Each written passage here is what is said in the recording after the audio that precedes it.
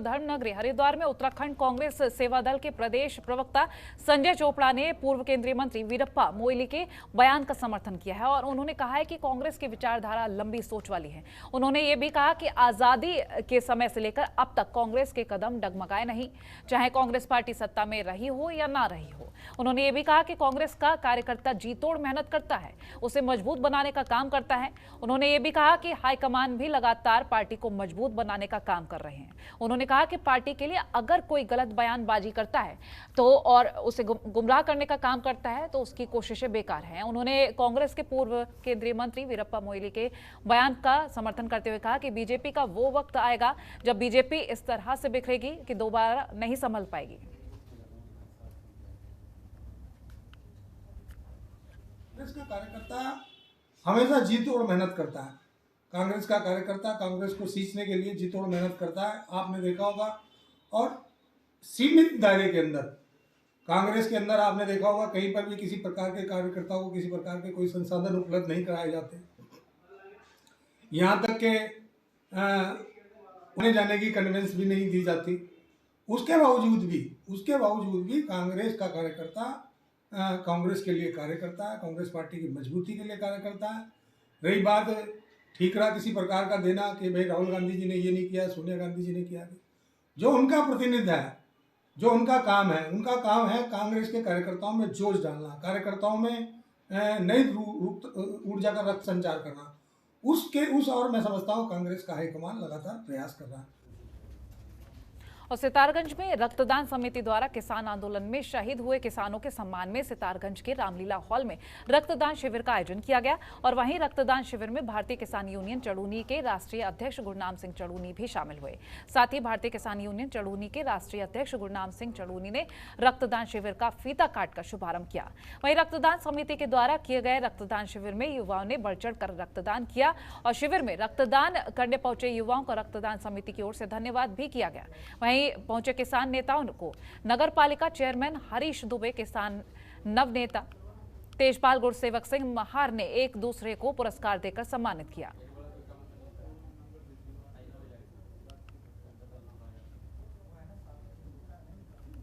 सितारगंज में शहीद किसानों की याद में एक बड़ा ब्लड कैंप लगवाया है, जो नवतेज जी ने और गुरसेवक जी और उनकी पूरी टीम उनके सहयोग से और हमारे जो शहर के भाई हैं, व्यापार मंडल वाले हैं और दूसरे सारे भाई हैं, इनकी पूरी टीम है, उन सब ने मिलके ये ब्लड कैंप लगवाया है और हम आभारी हैं इनके कि हमें सम्मान दिया इन्होंने कि उसका उद्घाटन हमारे से करवाया और उसके लिए हम यहाँ पे पहुँचे।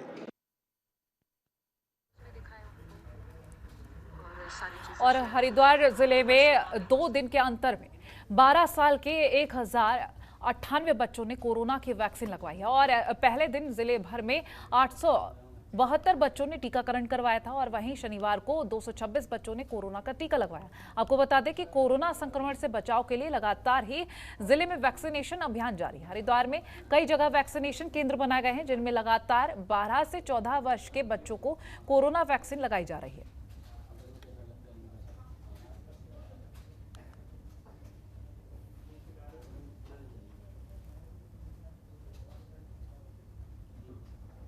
उधर उधम सिंह नगर के खटीमा में वन विभाग को बड़ी सफलता मिली है। खटीमा के सुरई वन रेंज की टीम ने गश्त के दौरान रघुलिया गांव के पास घेराबंदी करके एक पिकअप को रोकने की कोशिश की, लेकिन चालक और तस्कर पिकअप छोड़कर अंधेरे में भागकर कामयाब रहे और वहीं टीम ने पिकअप की तलाशी लेने के बाद भारी मात्रा में अवैध रूप से ले जाई जा रही यूकेलिप्टस सोख्ते की लकड़ी बरामद की है, जिसको टीम द्वारा कब्जे में लेकर रेंज परिसर में लाया गया है।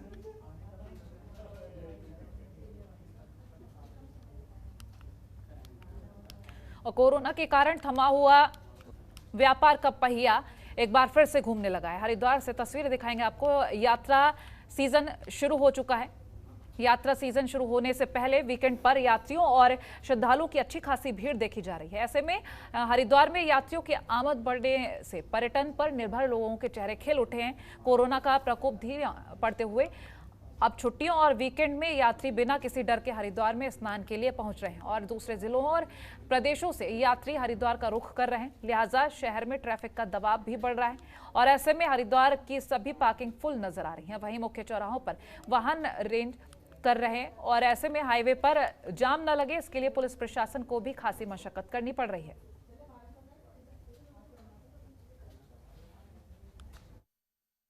ये सैटरडे कल और आज संडे के दिन काफ़ी भीड़ बढ़ रही है, काफ़ी गाड़ियाँ जो हैं, वाहन जो हैं बाहर से आ रहे हैं, तो ये ट्रैफिक को मैनेज किया जा रहा है। हाईवे पे काफ़ी ट्रैफिक है, तो प्रॉपर ढंग से ट्रैफिक को मैनेज किया जा रहा है। अभी तो डाइवर्जन करने की स्थिति नहीं है, अभी तो पंतदी पार्किंग फुल हुई है और जो पार्किंग फुल हो रही है तो हमारे पास एक दूसरी बड़ी पार्किंग चमगादड़ टापू पार्किंग है, वहाँ पे वाहनों को डलवाया जा रहा है और मैनेज किया जा रहा है। अराउंड 2014 के बाद आज आया हूँ और मुझे आके बहुत ही अच्छा लग रहा है। इतनी भीड़ बहुत सालों बाद दिखी है यहाँ पे कोविड के बाद। बहुत अच्छा लगा मुझे स्नान करके, बहुत अच्छा। मैं बहुत खुश हूँ क्योंकि हम कोरोना के चक्कर में अपनी डॉटर का जो मुंडन कराया था उसके बाल प्रवाह करने नहीं आ पा रहे थे, तो इतने 2 साल के गैप के बाद हम आए हैं, तो मुझे तो बहुत अच्छा लग रहा है। यहाँ माहौल है, बहुत सारे लोग हैं, बहुत भीड़ है, तो अच्छा लग रहा है देख के कि लोग फ्रीली आ रहे हैं यहाँ पे, एंजॉय कर रहे हैं और गंगा जी के घाट के किनारे दर्शन करने आए हैं सब।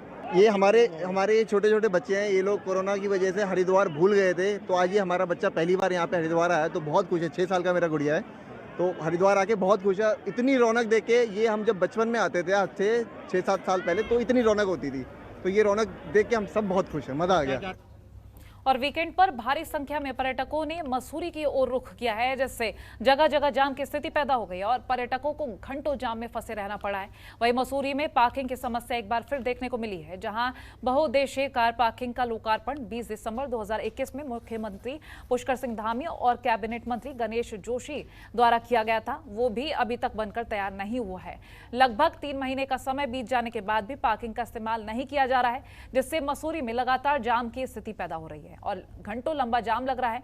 अब ऐसे में जारी संख्या में पर्यटक मसूरी पहुंचे और इससे पुलिस प्रशासन के भी हाथ पांव फूल गए हैं और पुलिस को भी जाम खुलवाने में मशक्कत करनी पड़ रही है।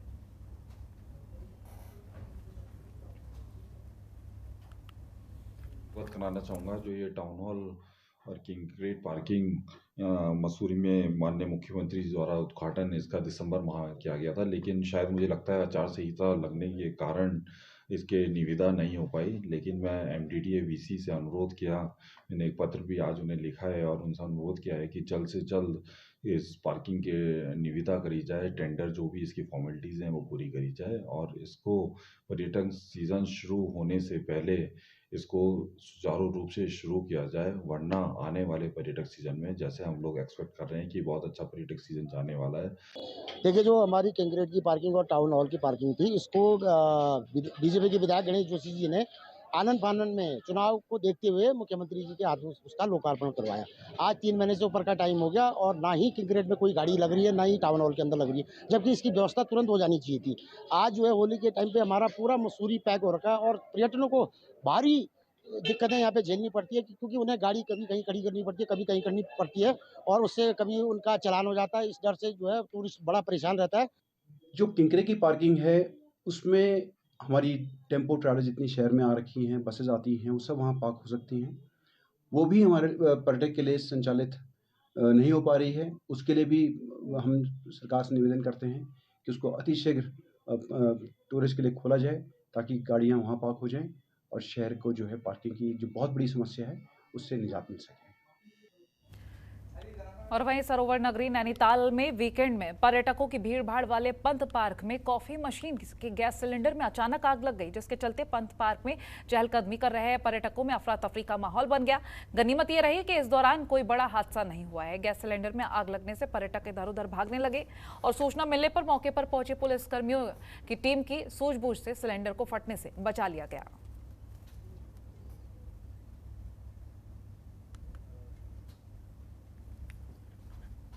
विजय नाम का एक जो है कॉफ़ी मशीन चलाता है और कॉफ़ी बनाता है। इसके सिलेंडर में जो है पाइप लीक होने के कारण के सिलेंडर में आग लग गई थी, जिसको जो है मौके पर मैंने और जो है पब्लिक के और इस विजय ने भी जो है पूरा अपना वो दिखाते हुए इस आग को बुझाया गया और जो है जिस कारण बड़ी दुर्घटना हो सकती थी, तुरंत कार्रवाई करके जो है बड़ी घटना होने से रोका गया है। और पूर्व मुख्यमंत्री हरीश रावत ने अपने खिलाफ सोशल मीडिया में दुष्प्रचार पर साइबर क्राइम देहरादून में एफआईआर दर्ज करवाई है। उन्होंने दोषियों के खिलाफ कार्रवाई की मांग की। आपको ये भी बता दें कि सोशल मीडिया पर सक्रिय हरीश रावत ने धामी के धूम नाम से चल रहे पेज के खिलाफ आपत्ति दर्ज कराई है। उन्होंने पोस्ट करते हुए लिखा है कि इस पेज पर मेरे खिलाफ मुस्लिम विश्वविद्यालय बनाने की बात कहकर दुष्प्रचार किया जा रहा है। अपने पोस्ट में हरीश रावत ने लिखा है कि उन्होंने अपने फेसबुक पेज पर लिखा था कि मुस्लिम यूनिवर्सिटी पर बोले गए झूठ के प्रकरण को तर्कपूर्ण खंडन के बाद समाप्त मान लिया जाए।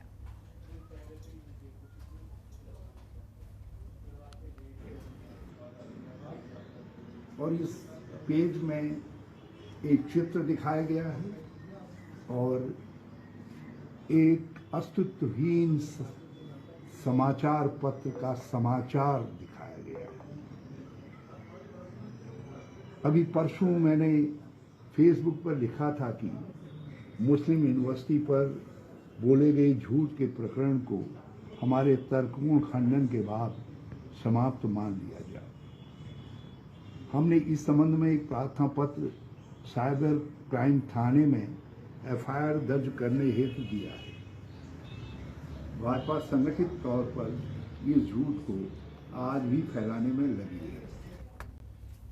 चंपावत में पूर्णागिरी मां के जयकारों के बीच ऐतिहासिक पूर्णागिरी मेला शुरू हो गया है और आयुक्त कुमाऊं मंडल दीपक रावत ने ठुलीगाड़ प्रवेश द्वार पर फीता काटकर उत्तराखंड के प्रसिद्ध माता पूर्णागिरी धाम मेले का शुभारंभ किया। इस साल मेला 90 दिनों तक चलेगा।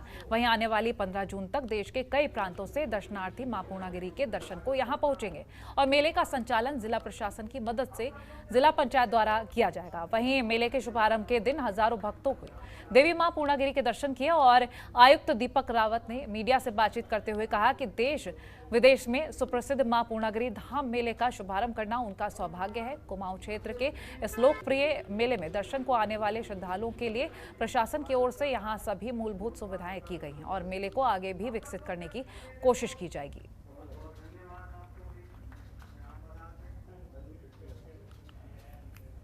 और मां पूर्णागिरी मेले का आज उद्घाटन यहाँ पे विधिवत हुआ है, बहुत ही अच्छा लगा।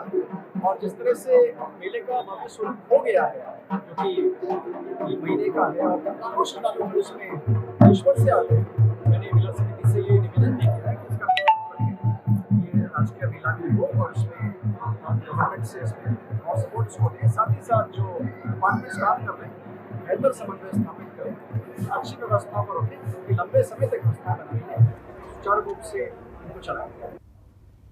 और गदरपुर पुलिस ने नाबालिग द्वारा अपने पिता के खिलाफ बलात्कार का मामला पंजीकृत कराया है, जिसके बाद गदरपुर पुलिस ने तुरंत कार्रवाई करते हुए 40 वर्षीय पिता, जो कि गदरपुर के खेमपुर गांव का निवासी है, उसे गिरफ्तार कर लिया है। थाना अध्यक्ष कमलेश भट्ट ने बताया कि खेमपुर गांव की एक नाबालिग लड़की ने अपने पिता के खिलाफ गदरपुर में एफआईआर दर्ज कराई थी। साथ ही महिला उप निरीक्षक कुसुम रावत ने इस मामले की विवेचना की और नाबालिग का मेडिकल परीक्षण कराया, जिसके बाद 40 वर्षीय इस व्यक्ति को उसके घर से गदरपुर पुलिस ने गिरफ्तार किया और कोर्ट के सामने पेश किया जा रहा है।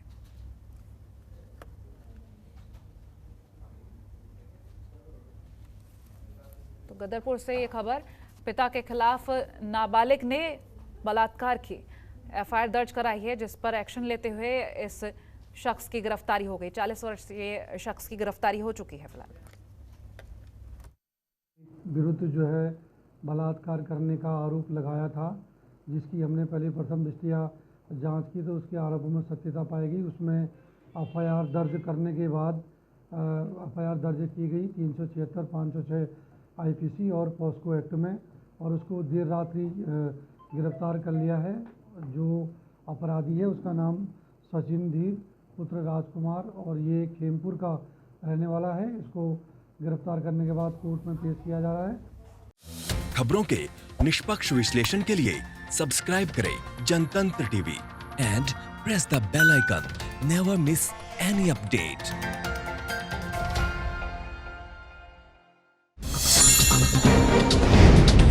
डाउनलोड कीजिए जनतंत्र टीवी ऐप को, जो कि अवेलेबल है गूगल प्ले और ऐप स्टोर पर। अधिक जानकारी के लिए अभी डाउनलोड करें।